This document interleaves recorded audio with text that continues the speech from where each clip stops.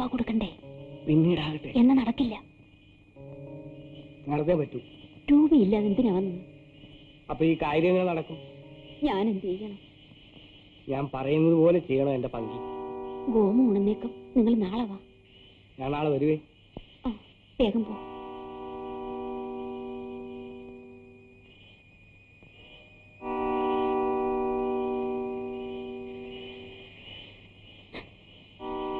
ഇവിടെ വെച്ച് ഇതൊന്നും വേണ്ടായിരുന്നു ചേച്ചി. അത് എന്റെ ഭർത്താവാണ്.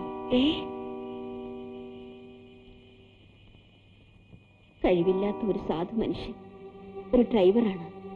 പപ്പുണ്ണിച്ചേട്ടനുമായി പരിചയമുള്ളതുകൊണ്ടാണ് എന്നെ ഇങ്ങോട്ട് അയച്ചത്. അപ്പം രൂപയുടെ കാര്യം ചോദിച്ചതോ? ഒരത്യാവശ്യത്തിന് കുറച്ച് രൂപ വേണമായിരുന്നു. അത് കിട്ടിയില്ലെന്ന് പറയാനാണ് വന്നത്. 10 സെന്റ് ഭൂമിയുള്ളത് വിൽക്കാനുള്ള ആലോചനയാണ്. വിവരമറിഞ്ഞിട്ട് നാളെ വരും. ക്ഷമിക്കണം ചേച്ചി. കിടക്കാൻ ചേച്ചി വരൂ.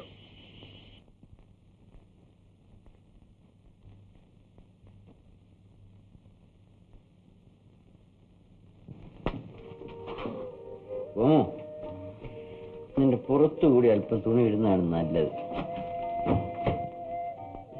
പപ്പുണ്ണി വന്നില്ലേ? ഈ അകത്തേക്ക് കയറിപ്പോയ ആള് മരിച്ചുപോയോ? ഓ ഈശ്വര, മരിച്ചില്ല. ഇങ്ങോട്ട് പുറത്തിറങ്ങിയോ?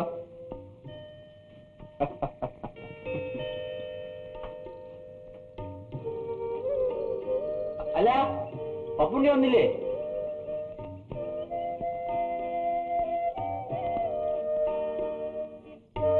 ഇങ്ങോട്ട് വാങ്ങ. ഏത് ചേച്ചി? ഓ, നമ്മുടെ പങ്കിയമ്മ. ചേട്ടൻ തോട്ടത്തിൽ പോയത് ജോലിക്ക് വേണ്ടിയാണോ? ആര് പറഞ്ഞു? ചേട്ടന്റെ വീട്ടിലെ വേലക്കാരി. ഓഹോ. ചേട്ടൻ എന്നെ ഓർമ്മിച്ചില്ലെങ്കിലും ഞാൻ അന്വേഷിക്കാറുണ്ട്.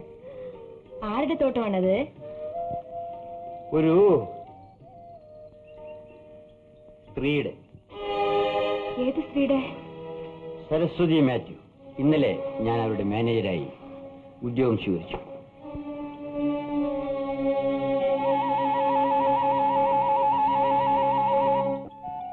അവർക്ക് ഭർത്താവില്ലേ?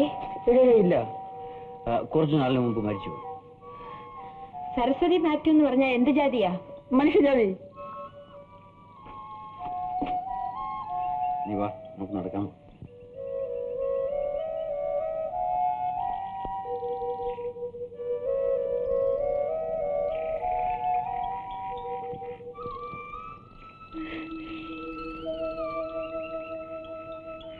സരസ്വതി മാത്യുവിന് എന്ത് പ്രായമുണ്ട്? നല്ല തികഞ്ഞ പ്രായം. 30, 32. നല്ല സ്റ്റൈൽ. കാണാൻ സുന്ദരിയാണോ? ആഹാ, വെളുത്ത്, അല്ലല്ല, നല്ല ഓറഞ്ചിന്റെ നിറത്തില്, നല്ല സുന്ദരി. ചേട്ടൻ എവിടെയാണ് താമസിച്ചത്? ഞാൻ അവരുടെ ഒരു കിടക്കമുറിയില്. അവരുടെന്ന് വെച്ചാൽ അവരുടെ ബംഗ്ലാവിലെ. ഇനി എന്തൊക്കെ അറിയണം ചോദിച്ചോ. ഞാൻ എപ്പോഴാ ഉറങ്ങിയെന്നറിയണ്ടേ? ഞാൻ ഒറ്റയ്ക്കാണോ ഉറങ്ങിയതെന്നറിയണ്ടേ?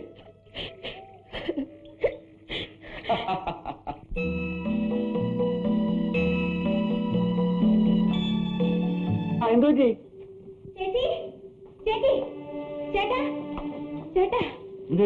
അവരെ കാണുന്നില്ല. ആരെ?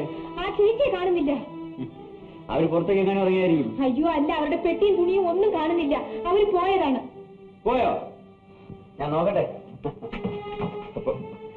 പപ്പുണ്ണി, പങ്കിയമ്മയെ കാണാനില്ലെന്ന് ഗോമ പറഞ്ഞു, അതുകൊണ്ട് കയറിയതാ. അച്ഛാ, ചേച്ചിയെ കാണുന്നില്ല. ഞാൻ റോഡിലൊന്ന് ഇറങ്ങി നോക്കിട്ട് വരാം. വേണ്ട സാറേ, വേണ്ട. അവൾ ഇനി ഇവിടെ നിൽക്കുകയല്ല. എന്താ? സാറ് ഡാൻമീർ എസ്റ്റേറ്റിലെ മാനേജർ ആയതുകൊണ്ട് അവൾ ഭയന്ന് കാണും. അവൾക്ക് മാത്രമല്ല ഭയം, എനിക്കും സാറിനെ ഭയമാണ് സാർ. പപ്പുണ്ണി എന്തിനാ എന്നെ ഭയപ്പെടുന്നേ?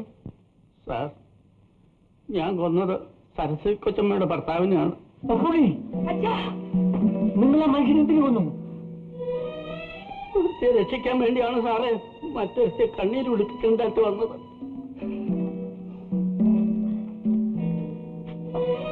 ഞാൻ പോകുന്നു. ചേട്ടാ, ഞങ്ങളിട്ടേച്ച് പോവാണോ? എന്റെ അച്ഛന്റെ ജീവൻ ചേട്ടന്റെ കയ്യിലാണ്. എനിക്ക് വേറെ ആരുമില്ല.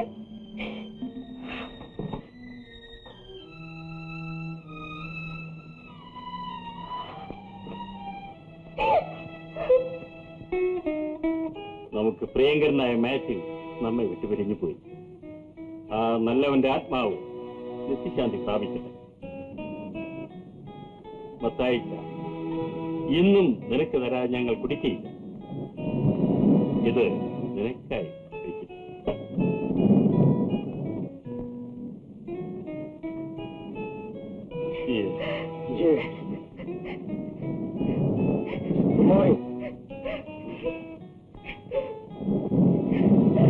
രാവണ്യമേന, മഴ പെയ്യുമോ? നിങ്ങളുടെ കാറിന്റെ ഗ്ലാസ് ഇട്ടിട്ടുണ്ടോ? ഏയ്, വെറും കാറ്റാ.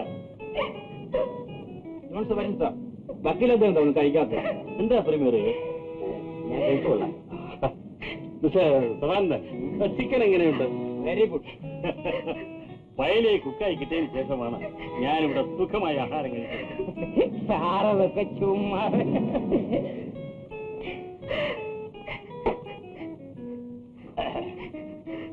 അവളെ അങ്ങ് വിട്ടേക്കണം മേനോൻ സാർ. പാടില്ല. അവൻ മാത്രം നമ്മുടെ കസ്റ്റഡിയിൽ ഇരുന്നാൽ പോരാ. അവൾ ഇരുന്നുകൊണ്ട് എന്നതാ പ്രയോജനം? നിങ്ങളുടെ ബംഗ്ലാവിലായതുകൊണ്ടായിരിക്കും സബാസ്റ്റിന് വിഷമം. അവളെ പറഞ്ഞു വിടുന്നതായിരിക്കും നല്ലത്. സദാന്റെ അവിടെ പോകും. അവളെ പറഞ്ഞു വിടുന്നു. സാധ്യമല്ല. എന്നതാ ഇരുന്നാട്ടെ. എന്നതാ ഈ കണിയിൽ രണ്ടുപേരും ഇതാണ്.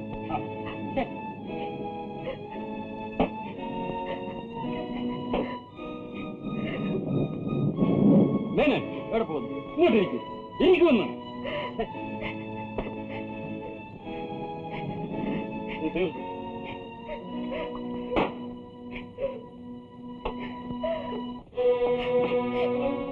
കാക്കച്ചി, നിങ്ങൾ ഇങ്ങോട്ട് ഇറങ്ങി വരൂ.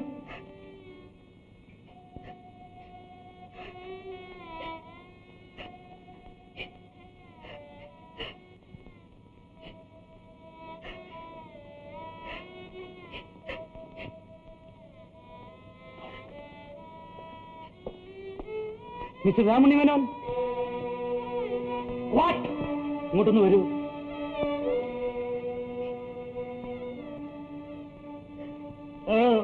എന്താ വേണ്ടത്? ഈ സ്ത്രീയെ ഇനിയും ഒന്നും തല്ലാമോ? പ്രിഗോറിയൻ, ഞാൻ ക്ഷോഭിച്ചിട്ടില്ല സെബാസ്റ്റ്യൻ. ഈ സ്ത്രീയെ ഞാൻ വീട്ടിൽ കൊണ്ടുവിടാൻ പോകുന്നു. മേനോൻ പോയിരിക്കണം.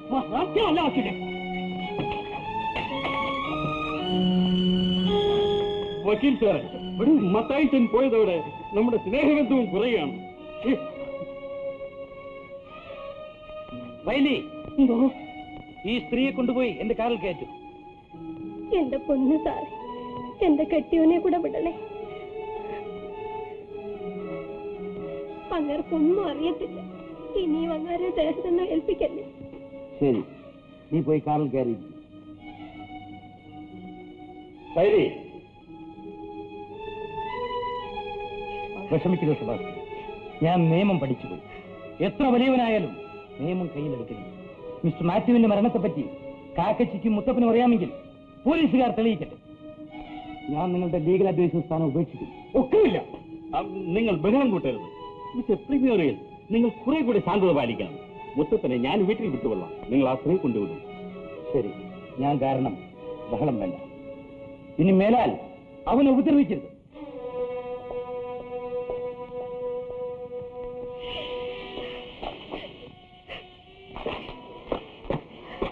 കേറൂ. മുഖത്ത് ചോരയൊക്കെ തുടച്ചറിയും.